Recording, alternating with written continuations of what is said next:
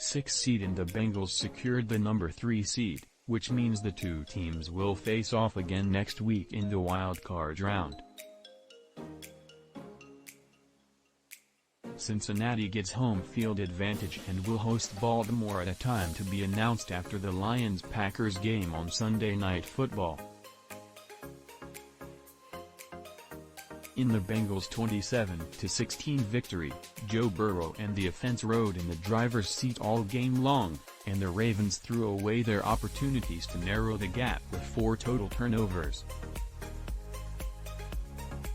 Third-string quarterback Anthony Brown had 2 picks and 1 lost fumble, and wide receiver Sammy Watkins recorded a fumble late in the game.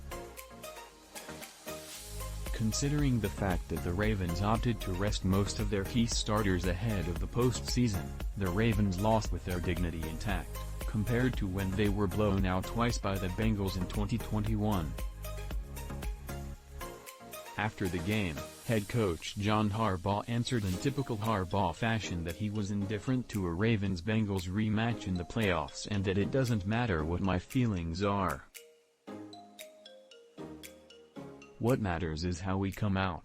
Ravens HC John Harbaugh downplays his emotions ahead of Bengals rematch. The Ravens and Bengals will meet in the playoffs for the first time ever in their history.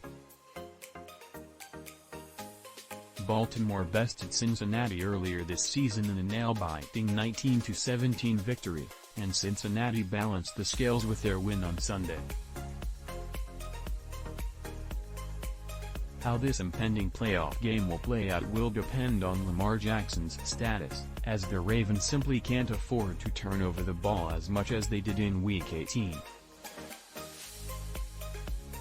The Ravens' loss should not be pinned on the quarterback position alone, as Anthony Brown could only be blamed for one of his turnovers, which was a direct floater to Bengals safety Jessie Bates.